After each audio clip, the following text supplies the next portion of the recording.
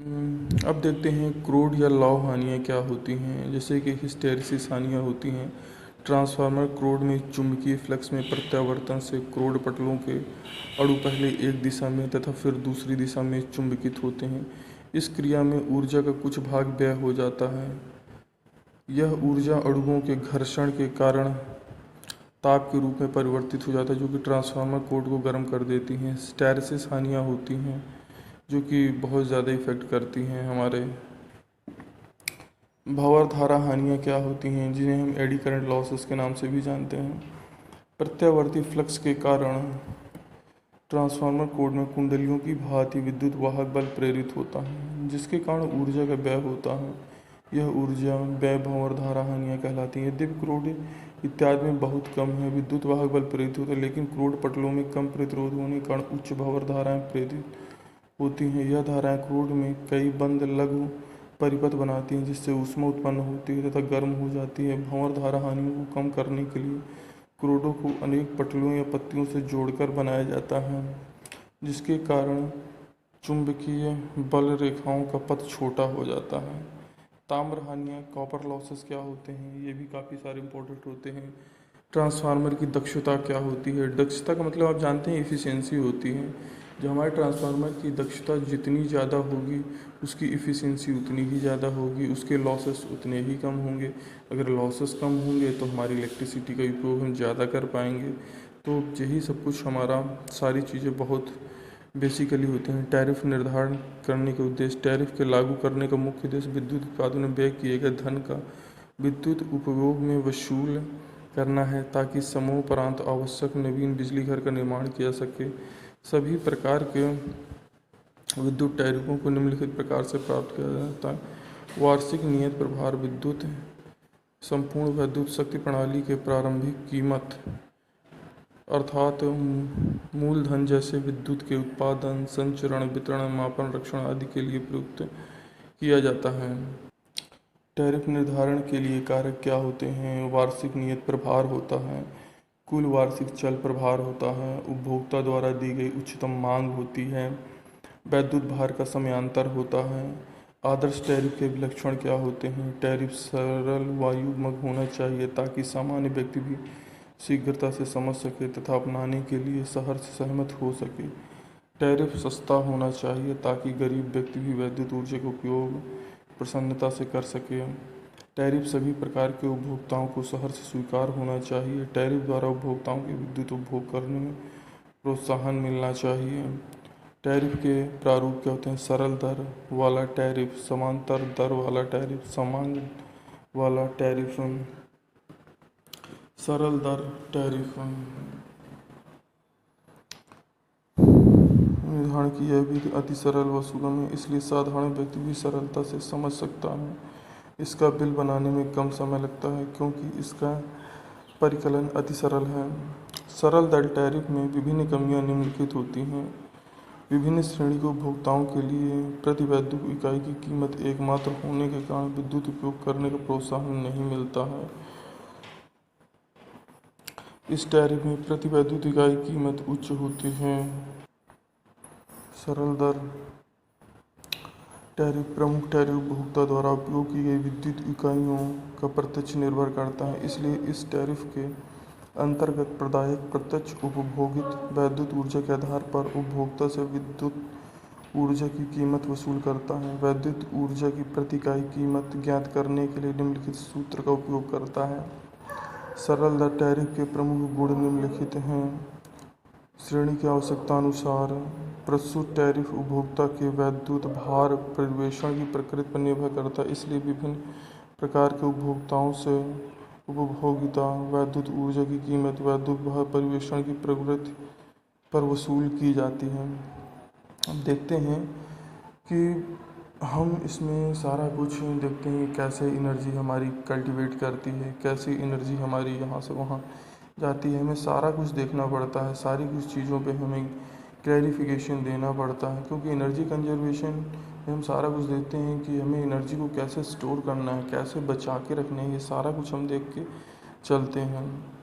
तो स्टूडेंट्स, इसमें आपको बहुत ही ये मान के चलना है कि एनर्जी कंजर्वेशन एक इम्पोर्टेंट सब्जेक्ट है हमारे इसका। मानक और लेबलिंग का कार्य सुनिश्चित करना है। पहले से सूचित उपकरणों के लिए न्यूनतम ऊर्जा खपत तथा कार्य करने के लिए मानकों का विकास करना होता है। ऐसे उपकरणों का निर्माण, बिक्री और आयात पर रोक लगाना जो मानकों के अनुरूप नहीं है, ये सब मानक और लेबलिंग का काम होता है। उपभोक्ताओं को लाभ के बारे में जानकारी देना कि क्या इसमें आपको लाभ होगा, क्या नहीं होगा, आपको किस तरह से चीज़ों को मैनेज करना है, ये सब देना काम होता है। नामित उपभोक्ता। ऊर्जा संरक्षण अधिनियम के तहत नामित उपभोक्ता के मुख्य प्रावधान। सरकार ऊर्जा गहन उद्योग अन्य प्रतिष्ठानों को नामित उपभोक्ता के रूप में अधिसूचित करेगी। अधिनियम की अधिसूची ऐसे नामित उपभोक्ता की सूची प्रदान करेगी जो मूल रूप से गहन उद्योग, रेलवे, पोर्ट ट्रस्ट, परिवहन सबके लिए होता है। नामित उपभोक्ता मान्यता प्राप्त ऊर्जा लेखा परीक्षण से ही संचालित एनर्जी का ऑडिट करेगा। नामित उपभोक्ताओं द्वारा केवल निर्धारित योग्यता वाले ऊर्जा प्रबंधकों की नियुक्ति किया जाएगा। नामित उपभोक्ता केंद्र सरकार द्वारा निर्धारित ऊर्जा खपत के मानदंडों और मापकों का पालन करेगा। नीतिगत विश्लेषण, परियोजना प्रबंधन, वित्त पोधक, ये सब करना पड़ता है। ऊर्जा संरक्षण भवन कोड। ऊर्जा संरक्षण भवन कोड से संबंधित नियमों को अधिसूचित किए जाने के बाद वाणिज्य भवनों के लिए संबंधित राज्यों द्वारा स्थानीय जलवायु परिस्थितियों या अन्य कारकों के अनुरूप घोषणा किया जाना। इसके अलावा इन मामलों में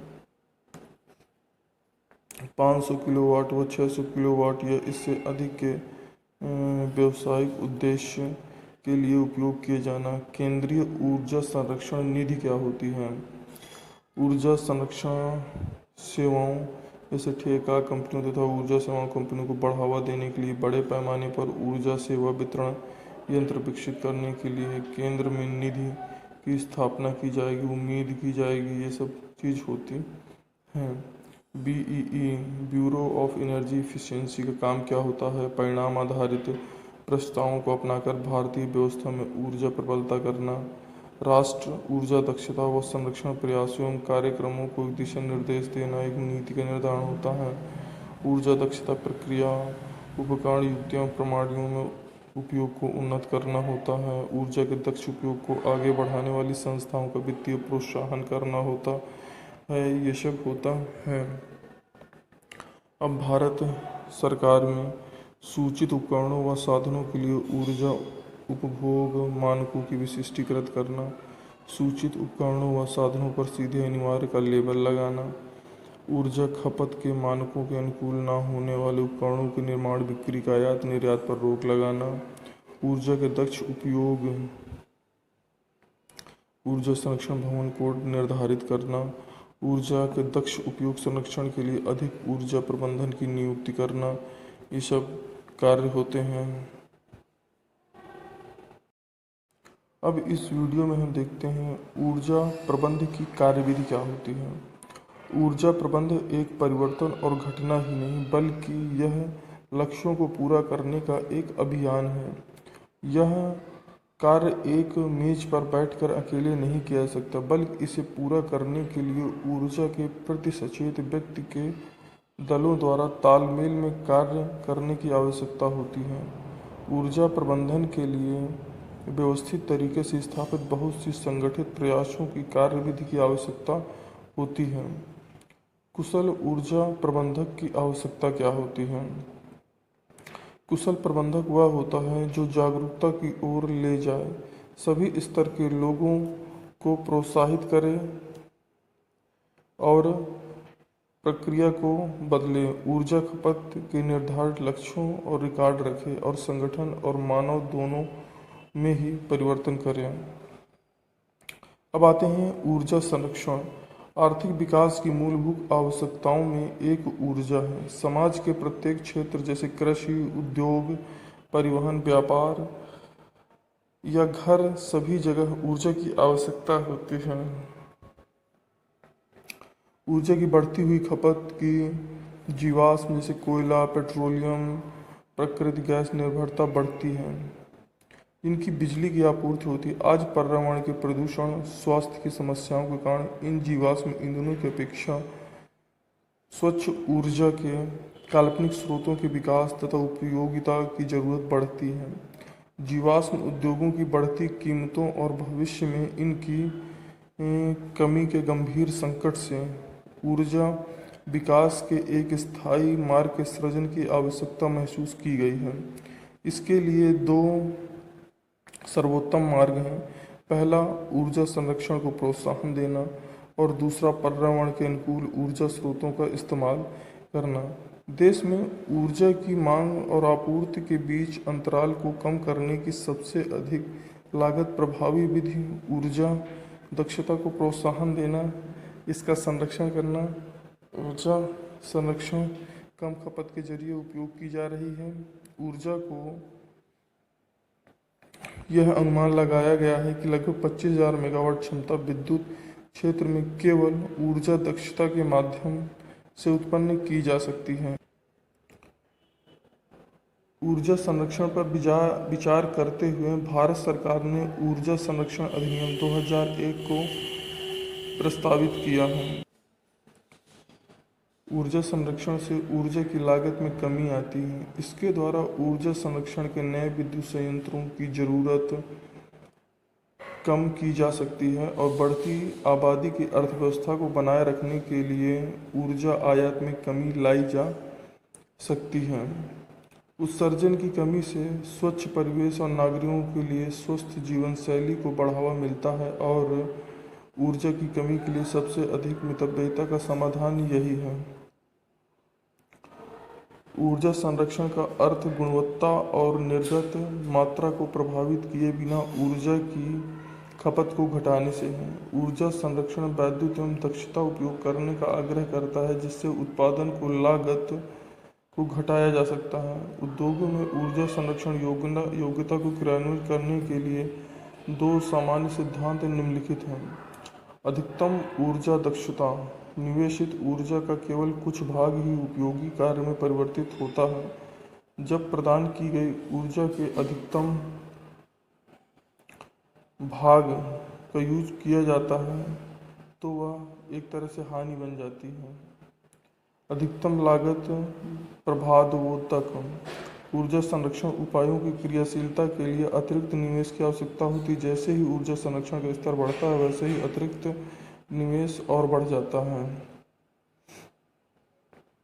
अब आते हैं हम ऊर्जा संरक्षण अधिनियम 2001 तथा इसकी विशेषताएं।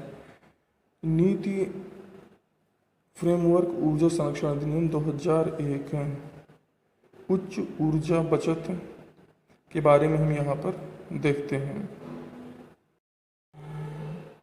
अब आता है राज्य सरकार में क्या कैसा होता है।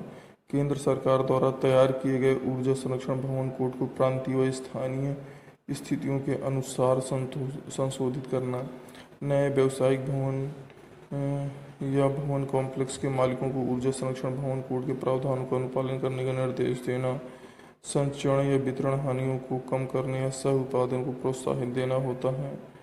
अधिनियम के अंतर्गत प्रत्येक अपराध के लिए जुर्माना वित्तीय रूप से होना चाहिए और ये किस हिसाब से किया जाएगा ये निर्धारित करना होता है।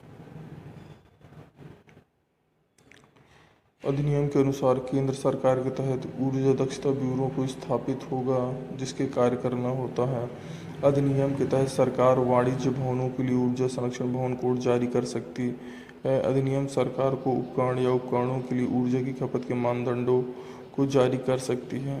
विधेयक अधिनियम के तहत किए गए अपराधों के लिए निर्दिष्ट दंड को जारी कर सकती है। ये सारे कार्य राज्य सरकार के द्वारा किए जाते हैं। ऊर्जा संरक्षण अधिनियम 2001 के मुख्य अंश क्या क्या हैं ये हम देखते हैं। इस अधिनियम के तहत ऊर्जा दक्षता ब्यूरो की स्थापना दिनांक 1/3/2002 को हुई थी। यह ऊर्जा दक्षता और उपयोग के संरक्षण की नीतियों को जारी करता है। ऊर्जा संरक्षण अधिनियम 2001 के सर्वाधिक महत्वपूर्ण अंश क्या हैं? यह प्रत्यक्ष नामित उपभोक्ताओं के लिए ऊर्जा दक्षता उपयोग हेतु प्रमाणित ऊर्जा प्रबंधकों को नियुक्त करती है। समस्त उपयंत्रों उपकरणों को ऊर्जा खपत के मानकों को चस्पा देती है। राज्य स्तरीय सरकार को क्षेत्रीय स्थानीय मौसम के सिपाहियों स्थितियों के आधार पर ऊर्जा संरक्षण भवन अनुरोध करती है। मानक तथा लेबलिंग क्या होता है? बी की स्टार रेटिंग योजना को मानवीय पावर मंत्री द्वारा 2006 को लागू किया गया था। यह योजना फिलहाल निम्न में लागू की गई है। कमरा वातानुकूलन, पंखे, कलर, ये सब चीज़ों में लागू होती हैं। इस प्रकार हमारा ये चैप्टर ख़त्म हो जाता है और इसके तहत कुछ क्वेश्चन बनते हैं जो हमें करने ज़रूरी होते हैं। जैसे ऊर्जा प्रबंधन क्या है, इसके तहत हम देखते हैं कि किस प्रकार से हम ऊर्जा को प्रबंधित कर सकते हैं, कहाँ पर हमें कितनी ऊर्जा की आवश्यकता है, कितनी नहीं, उसी हिसाब से हम ऊर्जा का उपयोग करेंगे। ऊर्जा प्रबंधन दल के कर्तव्य क्या होते हैं, कार्य क्या होते हैं, वो अपने अपने काम कैसे करते हैं, ऊर्जा प्रबंधन का सिद्धांत क्या होता है, उसी हिसाब से सारी चीज़ों को करना होता है। ऊर्जा संरक्षण विभिन्न सिद्धांतों को लिखना है। ऊर्जा संरक्षण अधिनियम क्या होता है उसके बारे में लिखना है। ऊर्जा संरक्षण अधिनियम के महत्वपूर्ण अंशों के बारे में लिखना है।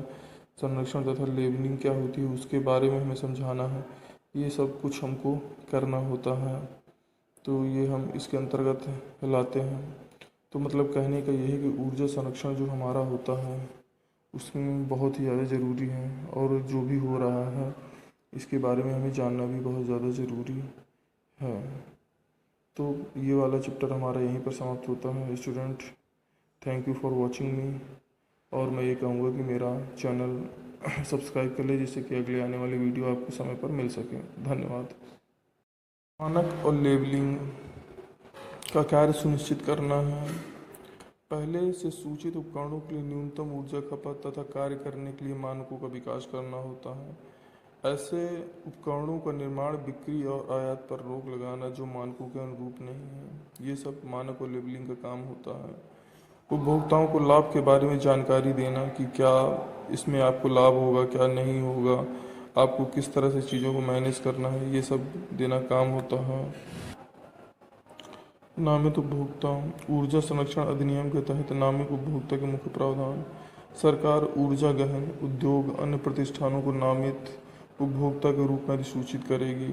अधिनियम की अधिसूची ऐसे नामित उपभोक्ता की सूची प्रदान करेगी जो मूल रूप से गहन उद्योग, रेलवे, पोर्ट ट्रस्ट, परिवहन सबके लिए होता है।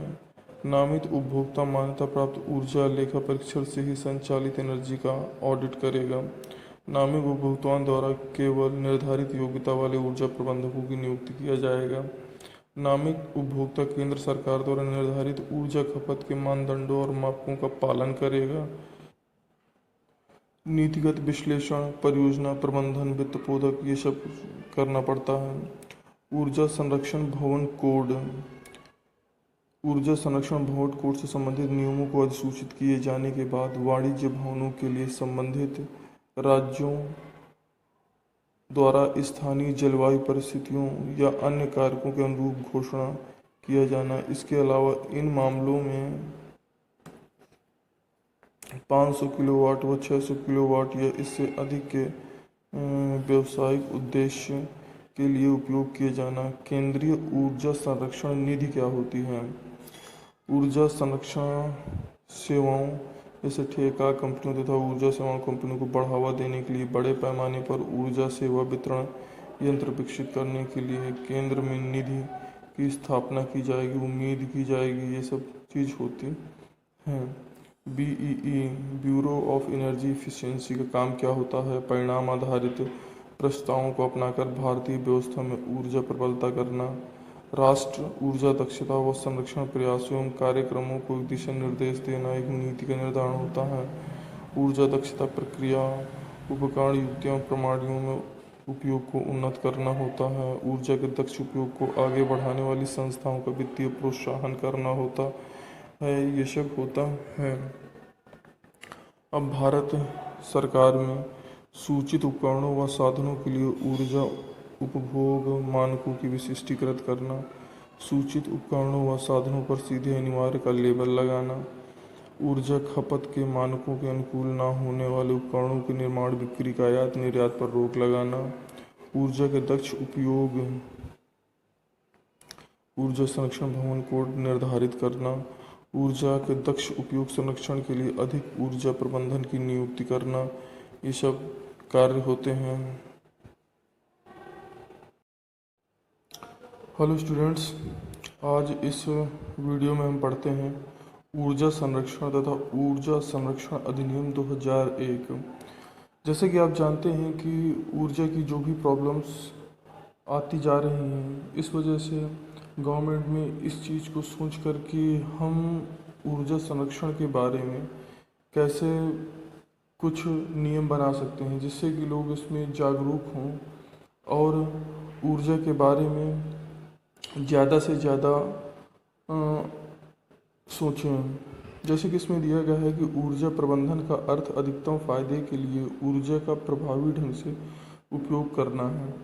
कारोबार, संगठनों और घरों में ऊर्जा की बचत से संबंधित यह प्रयोग में आता है।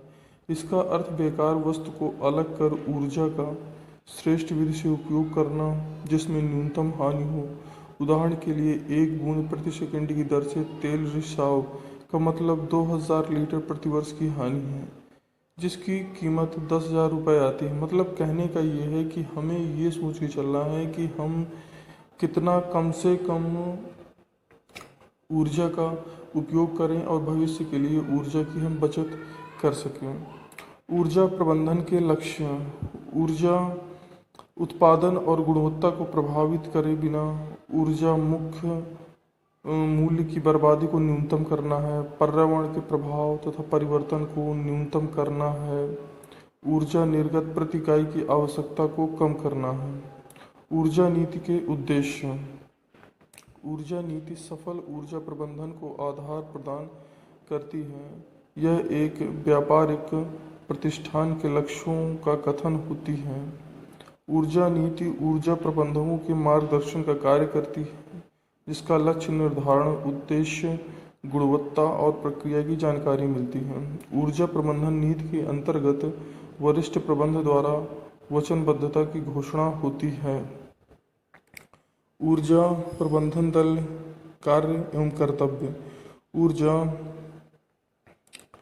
प्रबंधन की योजनाओं का क्रियान्वयन करता है। ऊर्जा योजनाओं की देखभाल करना जो कि संगठन का एक भाग है और संगठन के सभी भागों को एकीकृत करना है।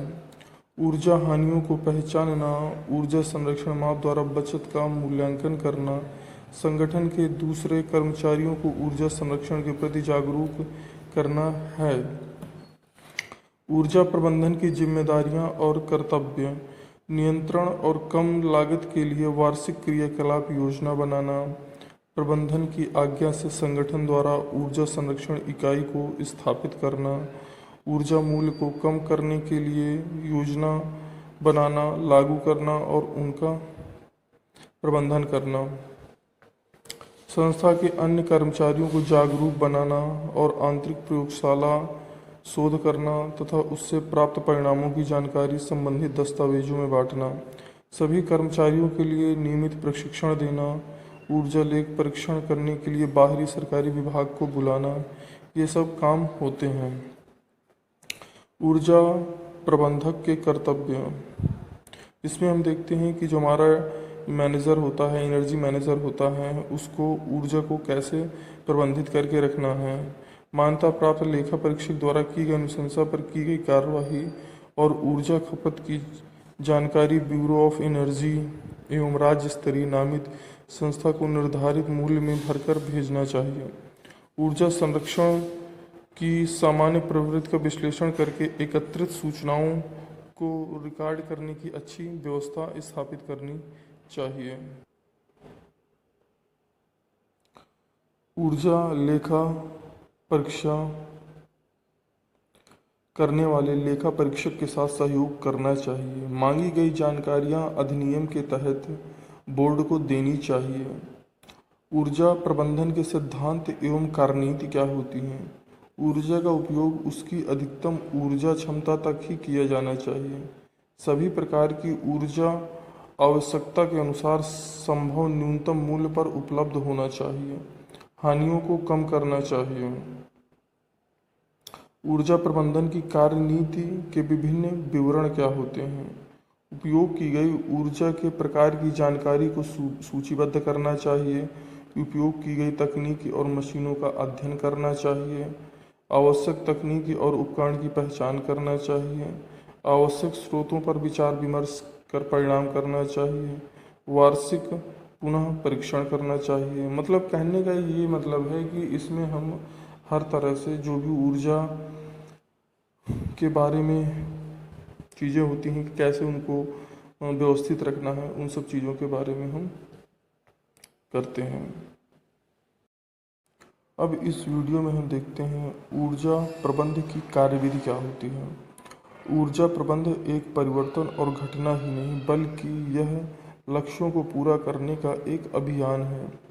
यह कार्य एक मेज पर बैठकर अकेले नहीं किया जा सकता बल्कि इसे पूरा करने के लिए ऊर्जा के प्रति सचेत व्यक्ति के दलों द्वारा तालमेल में कार्य करने की आवश्यकता होती है।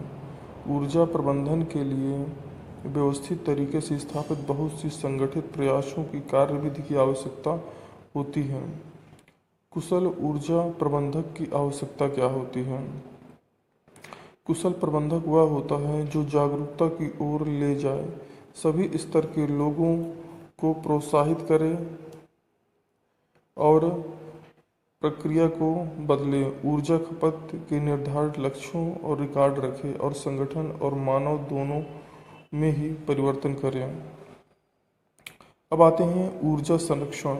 आर्थिक विकास की मूलभूत आवश्यकताओं में एक ऊर्जा है। समाज के प्रत्येक क्षेत्र जैसे कृषि, उद्योग, परिवहन, व्यापार या घर, सभी जगह ऊर्जा की आवश्यकता होती है। ऊर्जा की बढ़ती हुई खपत की जीवाश्म जैसे कोयला, पेट्रोलियम, प्राकृतिक गैस निर्भरता बढ़ती है। इनकी बिजली की आपूर्ति होती है। आज पर्यावरण के प्रदूषण, स्वास्थ्य की समस्याओं के कारण इन जीवाश्म ईंधनों की अपेक्षा स्वच्छ ऊर्जा के काल्पनिक स्रोतों के विकास तथा उपयोगिता की जरूरत बढ़ती है। जीवाश्म उद्योगों की बढ़ती कीमतों और भविष्य में इनकी कमी के गंभीर संकट से ऊर्जा विकास के एक स्थायी मार्ग के सृजन की आवश्यकता महसूस की गई है। इसके लिए दो सर्वोत्तम मार्ग हैं। पहला, ऊर्जा संरक्षण को प्रोत्साहन देना और दूसरा, पर्यावरण के अनुकूल ऊर्जा स्रोतों का इस्तेमाल करना। देश में ऊर्जा की मांग और आपूर्ति के बीच अंतराल को कम करने की सबसे अधिक लागत प्रभावी विधि ऊर्जा दक्षता को प्रोत्साहन देना, इसका संरक्षण करना। ऊर्जा संरक्षण कम खपत के जरिए उपयोग की जा रही है। ऊर्जा को यह अनुमान लगाया गया है कि लगभग 25,000 मेगावाट क्षमता विद्युत क्षेत्र में केवल ऊर्जा दक्षता के माध्यम से उत्पन्न की जा सकती है। ऊर्जा संरक्षण पर विचार करते हुए भारत सरकार ने ऊर्जा संरक्षण अधिनियम 2001 को प्रस्तावित किया है। ऊर्जा संरक्षण से ऊर्जा की लागत में कमी आती है। इसके द्वारा ऊर्जा संरक्षण के नए विद्युत संयंत्रों की ज़रूरत कम की जा सकती है और बढ़ती आबादी की अर्थव्यवस्था को बनाए रखने के लिए ऊर्जा आयात में कमी लाई जा सकती है। उत्सर्जन की कमी से स्वच्छ परिवेश और नागरिकों के लिए स्वस्थ जीवन शैली को बढ़ावा मिलता है और ऊर्जा की कमी के लिए सबसे अधिक मितव्ययिता का समाधान यही है।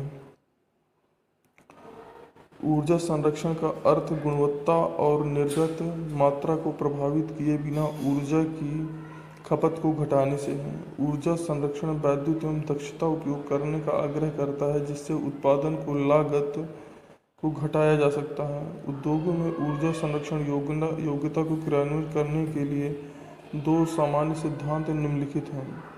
अधिकतम ऊर्जा दक्षता, निवेशित ऊर्जा का केवल कुछ भाग ही उपयोगी कार्य में परिवर्तित होता है। जब प्रदान की गई ऊर्जा के अधिकतम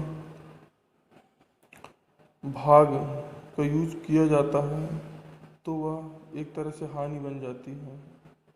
अधिकतम लागत प्रभावोत्तक, ऊर्जा संरक्षण उपायों की क्रियाशीलता के लिए अतिरिक्त निवेश की आवश्यकता होती है। जैसे ही ऊर्जा संरक्षण का स्तर बढ़ता है वैसे ही अतिरिक्त निवेश और बढ़ जाता है। अब आते हैं हम ऊर्जा संरक्षण अधिनियम 2001 तथा इसकी विशेषताएं। नीति फ्रेमवर्क ऊर्जा संरक्षण अधिनियम 2001 उच्च ऊर्जा बचत के बारे में हम यहाँ पर देखते हैं। अब आता है राज्य सरकार में क्या कैसा होता है। केंद्र सरकार द्वारा तैयार किए गए ऊर्जा संरक्षण भवन कोड को प्रांतीय व स्थानीय स्थितियों के अनुसार संशोधित करना, नए व्यावसायिक भवन या भवन कॉम्प्लेक्स के मालिकों को ऊर्जा संरक्षण भवन कोड के प्रावधानों का अनुपालन करने का निर्देश देना, संचरण या वितरण हानियों को कम करने या सह उत्पादन को प्रोत्साहित देना होता है। अधिनियम के अंतर्गत प्रत्येक अपराध के लिए जुर्माना वित्तीय रूप से होना चाहिए और ये किस हिसाब से किया जाएगा ये निर्धारित करना होता है। अधिनियम के अनुसार केंद्र सरकार के तहत ऊर्जा दक्षता ब्यूरो को स्थापित होगा जिसके कार्य करना होता है। अधिनियम के तहत सरकार वाणिज्य भवनों के लिए ऊर्जा संरक्षण भवन कोड जारी कर सकती है। अधिनियम सरकार को उपकरण या उपकरणों के लिए ऊर्जा की खपत के मानदंडों को जारी कर सकती है। विधेयक अधिनियम के तहत किए गए अपराधों के लिए निर्दिष्ट दंड को जारी कर सकती है। ये सारे कार्य राज्य सरकार के द्वारा किए जाते हैं। ऊर्जा संरक्षण अधिनियम 2001 के मुख्य अंश क्या क्या हैं ये हम देखते हैं। इस अधिनियम के तहत ऊर्जा दक्षता ब्यूरो की स्थापना दिनांक 1/3/2002 को हुई थी। यह ऊर्जा दक्षता और उपयोग के संरक्षण की नीतियों को जारी करता है। ऊर्जा संरक्षण अधिनियम 2001 के सर्वाधिक महत्वपूर्ण अंश क्या हैं। यह प्रत्यक्ष नामित उपभोक्ताओं के लिए ऊर्जा दक्षता उपयोग हेतु प्रमाणित ऊर्जा प्रबंधकों को नियुक्त करती है। समस्त उपयंत्रों उपकरणों को ऊर्जा खपत के मानकों को चस्पा देती है। राज्य स्तरीय सरकार को क्षेत्रीय स्थानीय मौसम के सिपाहियों स्थितियों के आधार पर ऊर्जा संरक्षण भवन अनुरोध करती है। मानक तथा लेबलिंग क्या होता है। बी की स्टार रेटिंग योजना को मानवीय पावर मंत्री द्वारा 2006 को लागू किया गया था। यह योजना फिलहाल निम्न में लागू की गई है। कमरा वातानुकूलन पंखे कलर ये सब चीज़ों में लागू होती हैं। इस प्रकार हमारा ये चैप्टर ख़त्म हो जाता है और इसके तहत कुछ क्वेश्चन बनते हैं जो हमें करने ज़रूरी होते हैं। जैसे ऊर्जा प्रबंधन क्या है। इसके तहत हम देखते हैं कि किस प्रकार से हम ऊर्जा को प्रबंधित कर सकते हैं, कहाँ पर हमें कितनी ऊर्जा की आवश्यकता है कितनी नहीं, उसी हिसाब से हम ऊर्जा का उपयोग करेंगे। ऊर्जा प्रबंधन दल के कर्तव्य क्या होते हैं, कार्य क्या होते हैं, वो अपने अपने काम कैसे करते हैं। ऊर्जा प्रबंधन का सिद्धांत क्या होता है, उसी हिसाब से सारी चीज़ों को करना होता है। ऊर्जा संरक्षण विभिन्न सिद्धांतों को लिखना है। ऊर्जा संरक्षण अधिनियम क्या होता है उसके बारे में लिखना है। ऊर्जा संरक्षण अधिनियम के महत्वपूर्ण अंशों के बारे में लिखना है। संरक्षण तथा लेबलिंग क्या होती है उसके बारे में हमें समझाना है। ये सब कुछ हमको करना होता है, तो ये हम इसके अंतर्गत लाते हैं। तो मतलब कहने का यही है कि ऊर्जा संरक्षण जो हमारा होता है उसमें बहुत ही ज़्यादा ज़रूरी है और जो भी हो रहा है इसके बारे में हमें जानना भी बहुत ज़्यादा ज़रूरी है। तो ये वाला चैप्टर हमारा यहीं पर समाप्त होता है। Student, thank you for watching मी। और मैं ये कहूँगा कि मेरा चैनल सब्सक्राइब कर ले जिससे कि अगले आने वाली वीडियो आपको समय पर मिल सके। धन्यवाद। मानक और लेबलिंग का कार्य सुनिश्चित करना है। पहले से सूचित उपकरणों के लिए न्यूनतम ऊर्जा खपत तथा कार्य करने के लिए मानकों का विकास करना होता है। ऐसे उपकरणों का निर्माण, बिक्री और आयात पर रोक लगाना जो मानकों के अनुरूप नहीं है। ये सब मानक और लेबलिंग का काम होता है।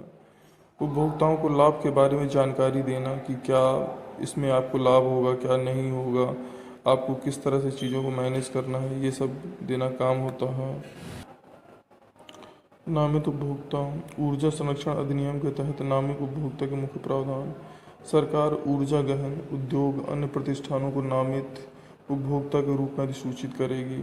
अधिनियम की अधिसूची ऐसे नामित उपभोक्ता की सूची प्रदान करेगी जो मूल रूप से गहन उद्योग, रेलवे, पोर्ट, ट्रस्ट, परिवहन सबके लिए होता है। नामित उपभोक्ता मान्यता प्राप्त ऊर्जा लेखा परीक्षण से ही संचालित एनर्जी का ऑडिट करेगा। नामित उपभोक्ताओं द्वारा केवल निर्धारित योग्यता वाले ऊर्जा प्रबंधकों की नियुक्ति किया जाएगा।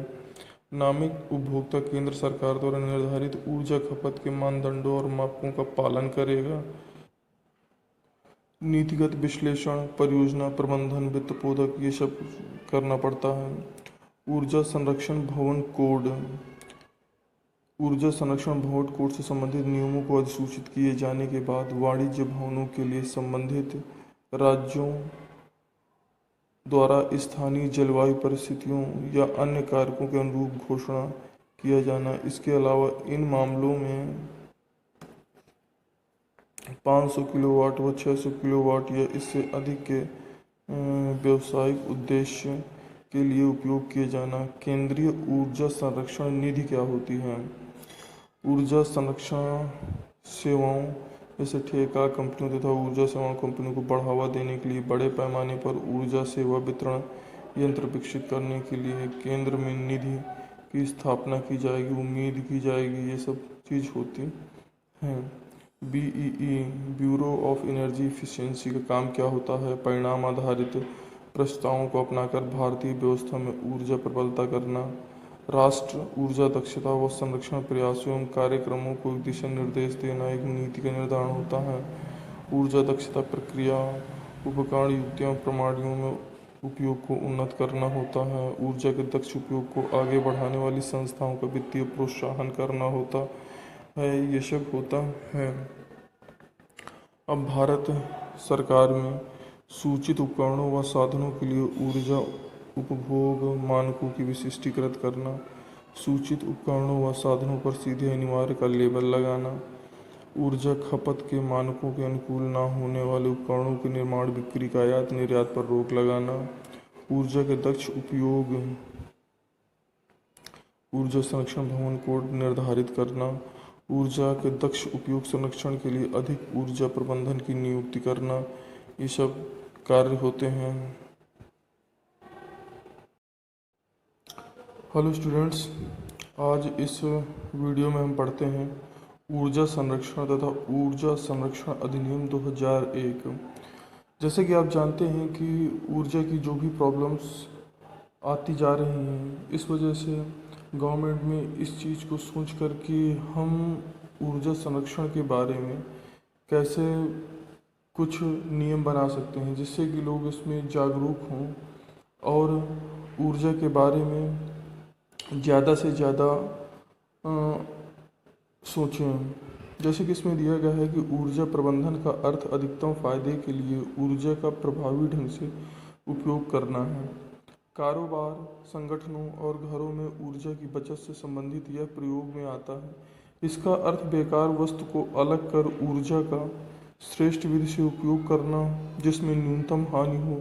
उदाहरण के लिए 1 बूंद प्रति सेकंड की दर से तेल रिसाव का मतलब 2000 लीटर प्रतिवर्ष की हानि है, जिसकी कीमत 10,000 रुपये आती है। मतलब कहने का ये है कि हमें ये सोच के चलना है कि हम कितना कम से कम ऊर्जा का उपयोग करें और भविष्य के लिए ऊर्जा की हम बचत कर सकें। ऊर्जा प्रबंधन के लक्ष्य ऊर्जा उत्पादन और गुणवत्ता को प्रभावित करे बिना ऊर्जा मुख्य मूल्य की बर्बादी को न्यूनतम करना है, पर्यावरण के प्रभाव तथा परिवर्तन को न्यूनतम करना है, ऊर्जा निर्गत प्रति इकाई की आवश्यकता को कम करना है। ऊर्जा नीति के उद्देश्य ऊर्जा नीति सफल ऊर्जा प्रबंधन को आधार प्रदान करती है। यह एक व्यापारिक प्रतिष्ठान के लक्ष्यों का कथन होती है। ऊर्जा नीति ऊर्जा प्रबंधकों के मार्गदर्शन का कार्य करती है, जिसका लक्ष्य निर्धारण, उद्देश्य, गुणवत्ता और प्रक्रिया की जानकारी मिलती है।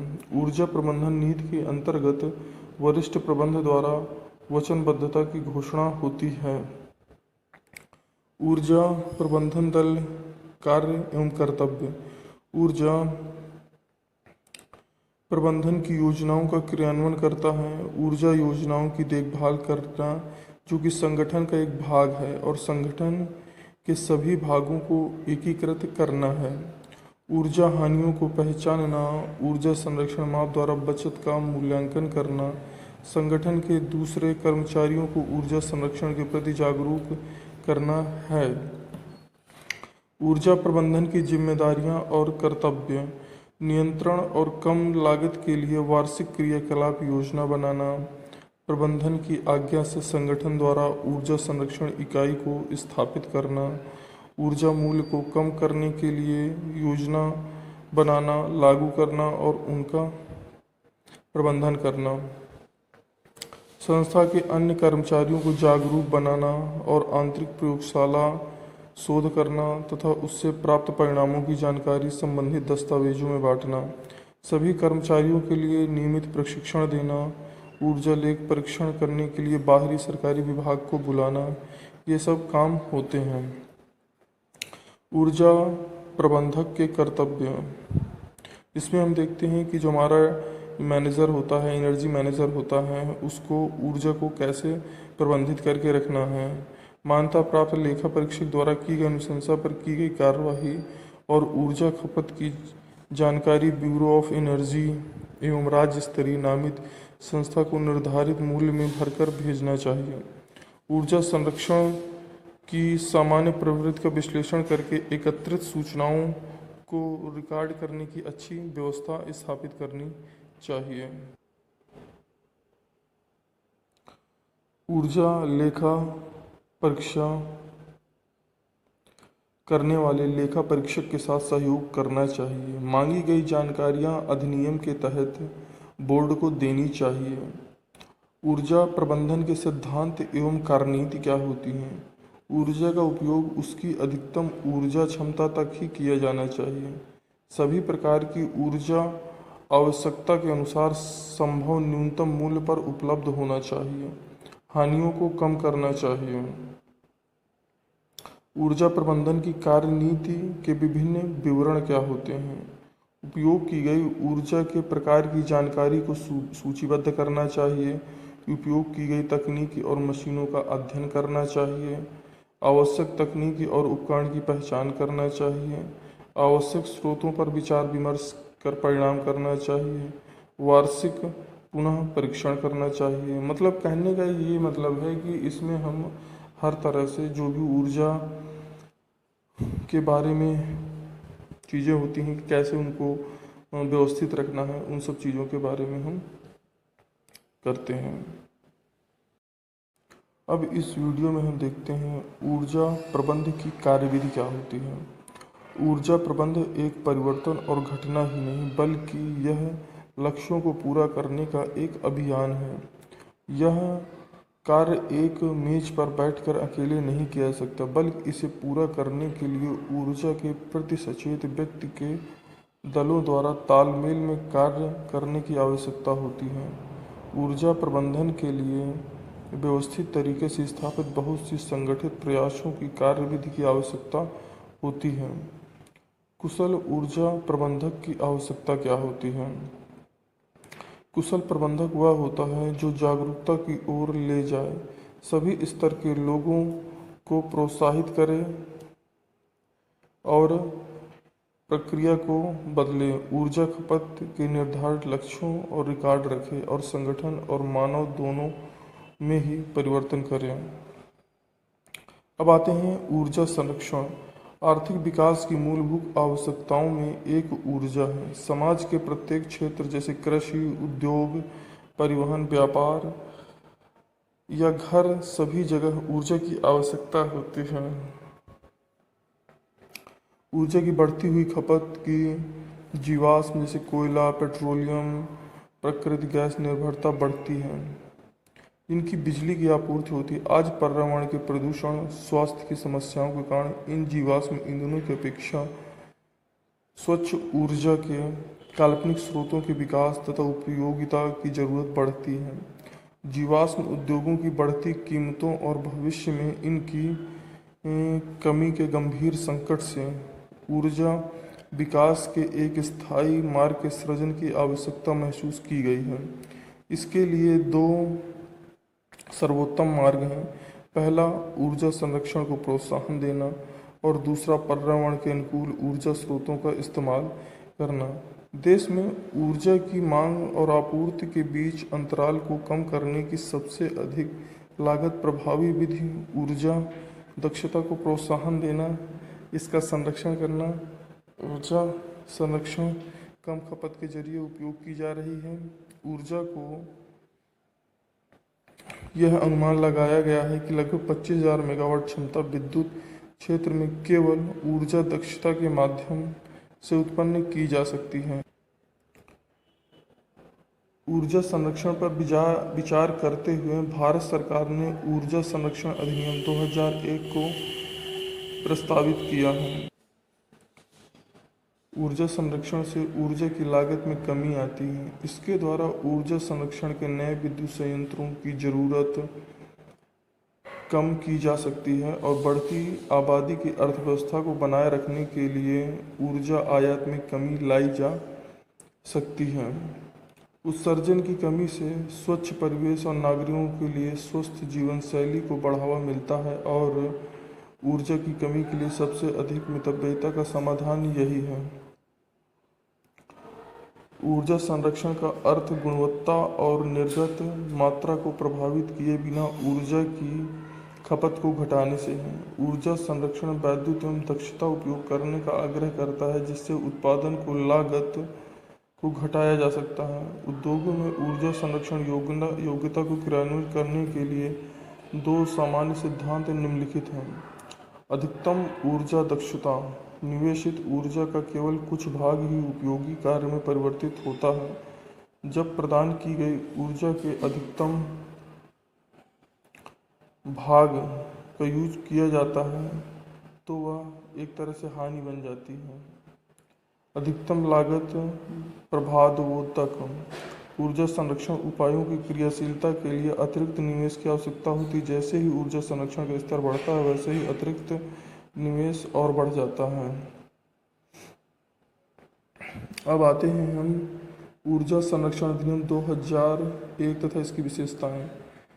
नीति फ्रेमवर्क ऊर्जा संरक्षण अधिनियम 2001 उच्च ऊर्जा बचत के बारे में हम यहाँ पर देखते हैं। अब आता है राज्य सरकार में क्या कैसा होता है।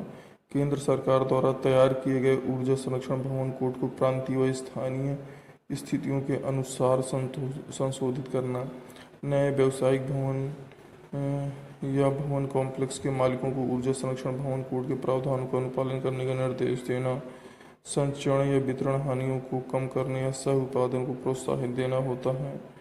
अधिनियम के अंतर्गत प्रत्येक अपराध के लिए जुर्माना वित्तीय रूप से होना चाहिए और ये किस हिसाब से किया जाएगा ये निर्धारित करना होता है। अधिनियम के अनुसार केंद्र सरकार के तहत ऊर्जा दक्षता ब्यूरो को स्थापित होगा जिसके कार्य करना होता है। अधिनियम के तहत सरकार वाणिज्य भवनों के लिए ऊर्जा संरक्षण भवन कोड जारी कर सकती है। अधिनियम सरकार को उपकरण या उपकरणों के लिए ऊर्जा की खपत के मानदंडों को जारी कर सकती है। विधेयक अधिनियम के तहत किए गए अपराधों के लिए निर्दिष्ट दंड को जारी कर सकती है। ये सारे कार्य राज्य सरकार के द्वारा किए जाते हैं। ऊर्जा संरक्षण अधिनियम 2001 के मुख्य अंश क्या क्या हैं ये हम देखते हैं। इस अधिनियम के तहत ऊर्जा दक्षता ब्यूरो की स्थापना दिनांक 1/3/2002 को हुई थी। यह ऊर्जा दक्षता और उपयोग के संरक्षण की नीतियों को जारी करता है। ऊर्जा संरक्षण अधिनियम 2001 के सर्वाधिक महत्वपूर्ण अंश क्या हैं? यह प्रत्यक्ष नामित उपभोक्ताओं के लिए ऊर्जा दक्षता उपयोग हेतु प्रमाणित ऊर्जा प्रबंधकों को नियुक्त करती है। समस्त उपयंत्रों उपकरणों को ऊर्जा खपत के मानकों को चस्पा देती है। राज्य स्तरीय सरकार को क्षेत्रीय स्थानीय मौसम के सिपाहियों स्थितियों के आधार पर ऊर्जा संरक्षण भवन अनुरोध करती है। मानक तथा लेबलिंग क्या होता है? बी की स्टार रेटिंग योजना को मानवीय पावर मंत्री द्वारा 2006 को लागू किया गया था। यह योजना फिलहाल निम्न में लागू की गई है। कमरा वातानुकूलन, पंखे, कलर ये सब चीज़ों में लागू होती हैं। इस प्रकार हमारा ये चैप्टर ख़त्म हो जाता है और इसके तहत कुछ क्वेश्चन बनते हैं जो हमें करने ज़रूरी होते हैं। जैसे ऊर्जा प्रबंधन क्या है, इसके तहत हम देखते हैं कि किस प्रकार से हम ऊर्जा को प्रबंधित कर सकते हैं, कहाँ पर हमें कितनी ऊर्जा की आवश्यकता है कितनी नहीं, उसी हिसाब से हम ऊर्जा का उपयोग करेंगे। ऊर्जा प्रबंधन दल के कर्तव्य क्या होते हैं, कार्य क्या होते हैं, वो अपने अपने काम कैसे करते हैं, ऊर्जा प्रबंधन का सिद्धांत क्या होता है, उसी हिसाब से सारी चीज़ों को करना होता है। ऊर्जा संरक्षण विभिन्न सिद्धांतों को लिखना है। ऊर्जा संरक्षण अधिनियम क्या होता है उसके बारे में लिखना है। ऊर्जा संरक्षण अधिनियम के महत्वपूर्ण अंशों के बारे में लिखना है। संरक्षण तथा लेबलिंग क्या होती है उसके बारे में हमें समझाना है। ये सब कुछ हमको करना होता है, तो ये हम इसके अंतर्गत लाते हैं। तो मतलब कहने का ये है कि ऊर्जा संरक्षण जो हमारा होता है उसमें बहुत ही ज़्यादा ज़रूरी है, और जो भी हो रहा है इसके बारे में हमें जानना भी बहुत ज़्यादा ज़रूरी है। तो ये वाला चैप्टर हमारा यहीं पर समाप्त होता है student. Thank you for watching मी, और मैं ये कहूँगा कि मेरा चैनल सब्सक्राइब कर ले, जिससे कि अगले आने वाली वीडियो आपको समय पर मिल सके। धन्यवाद। मानक और लेबलिंग का कार्य सुनिश्चित करना है। पहले से सूचित उपकरणों के लिए न्यूनतम ऊर्जा खपत तथा कार्य करने के लिए मानकों का विकास करना होता है। ऐसे उपकरणों का निर्माण, बिक्री और आयात पर रोक लगाना जो मानकों के अनुरूप नहीं है, ये सब मानक और लेबलिंग का काम होता है। उपभोक्ताओं को लाभ के बारे में जानकारी देना कि क्या इसमें आपको लाभ होगा, क्या नहीं होगा, आपको किस तरह से चीज़ों को मैनेज करना है, ये सब देना काम होता है। नामित उपभोक्ता। ऊर्जा संरक्षण अधिनियम के तहत नामित उपभोक्ता के मुख्य प्रावधान। सरकार ऊर्जा गहन उद्योग अन्य प्रतिष्ठानों को नामित उपभोक्ता के रूप में अधिसूचित करेगी। अधिनियम की अधिसूची ऐसे नामित उपभोक्ता की सूची प्रदान करेगी जो मूल रूप से गहन उद्योग, रेलवे, पोर्ट ट्रस्ट, परिवहन सबके लिए होता है। नामित उपभोक्ता मान्यता प्राप्त ऊर्जा लेखा परीक्षण से ही संचालित एनर्जी का ऑडिट करेगा। नामित उपभोक्ताओं द्वारा केवल निर्धारित योग्यता वाले ऊर्जा प्रबंधकों की नियुक्ति किया जाएगा। नामित उपभोक्ता केंद्र सरकार द्वारा निर्धारित ऊर्जा खपत के मानदंडों और मापकों का पालन करेगा। नीतिगत विश्लेषण, परियोजना प्रबंधन, वित्त पोधक, ये सब करना पड़ता है। ऊर्जा संरक्षण भवन कोड। ऊर्जा संरक्षण भवन कोड से संबंधित नियमों को अधिसूचित किए जाने के बाद वाणिज्य भवनों के लिए संबंधित राज्यों द्वारा स्थानीय जलवायु परिस्थितियों या अन्य कारकों के अनुरूप घोषणा किया जाना। इसके अलावा इन मामलों में 500 किलोवाट व 600 किलोवाट या इससे अधिक के व्यावसायिक उद्देश्य के लिए उपयोग किए जाना। केंद्रीय ऊर्जा संरक्षण निधि क्या होती है? ऊर्जा संरक्षण सेवाओं जैसे ठेका कंपनियों तथा ऊर्जा सेवा कंपनियों को बढ़ावा देने के लिए बड़े पैमाने पर ऊर्जा सेवा वितरण यंत्र विकसित करने के लिए केंद्र में निधि की स्थापना की जाएगी, उम्मीद की जाएगी, ये सब चीज़ होती है। BEE bureau of energy efficiency का काम क्या होता है? परिणाम आधारित प्रस्तावों को अपनाकर भारतीय व्यवस्था में ऊर्जा प्रबलता करना, राष्ट्र ऊर्जा दक्षता व संरक्षण प्रयासों एवं कार्यक्रमों को दिशा निर्देश देना एक नीति का निर्धारण होता है। ऊर्जा दक्षता प्रक्रिया, उपकरण, युक्तियों, प्रणालियों में उपयोग को उन्नत करना होता है। ऊर्जा के दक्ष उपयोग को आगे बढ़ाने वाली संस्थाओं का वित्तीय प्रोत्साहन करना होता है। ये सब होता है। अब भारत सरकार में सूचित उपकरणों व साधनों के लिए ऊर्जा उपभोग मानकों की विशिष्टीकृत करना, सूचित उपकरणों व साधनों पर सीधे अनिवार्य का लेबल लगाना, ऊर्जा खपत के मानकों के अनुकूल न होने वाले उपकरणों के निर्माण, बिक्री, का आयात निर्यात पर रोक लगाना, ऊर्जा के दक्ष उपयोग, ऊर्जा संरक्षण भवन कोड निर्धारित करना, ऊर्जा के दक्ष उपयोग संरक्षण के लिए अधिक ऊर्जा प्रबंधन की नियुक्ति करना, ये सब कार्य होते हैं। हेलो स्टूडेंट्स, आज इस वीडियो में हम पढ़ते हैं ऊर्जा संरक्षण तथा ऊर्जा संरक्षण अधिनियम 2001। जैसे कि आप जानते हैं कि ऊर्जा की जो भी प्रॉब्लम्स आती जा रही हैं, इस वजह से गवर्नमेंट में इस चीज़ को सोच कर कि हम ऊर्जा संरक्षण के बारे में कैसे कुछ नियम बना सकते हैं जिससे कि लोग इसमें जागरूक हों और ऊर्जा के बारे में ज़्यादा से ज़्यादा सोचें। जैसे कि इसमें दिया गया है कि ऊर्जा प्रबंधन का अर्थ अधिकतम फायदे के लिए ऊर्जा का प्रभावी ढंग से उपयोग करना है। कारोबार, संगठनों और घरों में ऊर्जा की बचत से संबंधित यह प्रयोग में आता है। इसका अर्थ बेकार वस्तु को अलग कर ऊर्जा का श्रेष्ठ विधि से उपयोग करना जिसमें न्यूनतम हानि हो। उदाहरण के लिए 1 बूंद प्रति सेकंड की दर से तेल रिसाव का मतलब 2000 लीटर प्रति वर्ष की हानि है, जिसकी कीमत 10,000 रुपये आती है। मतलब कहने का ये है कि हमें ये सोच के चलना है कि हम कितना कम से कम ऊर्जा का उपयोग करें और भविष्य के लिए ऊर्जा की हम बचत कर सकें। ऊर्जा प्रबंधन के लक्ष्य: ऊर्जा उत्पादन और गुणवत्ता को प्रभावित करे बिना ऊर्जा मुख्य मूल्य की बर्बादी को न्यूनतम करना है, पर्यावरण के प्रभाव तथा परिवर्तन को न्यूनतम करना है, ऊर्जा निर्गत प्रति इकाई की आवश्यकता को कम करना है।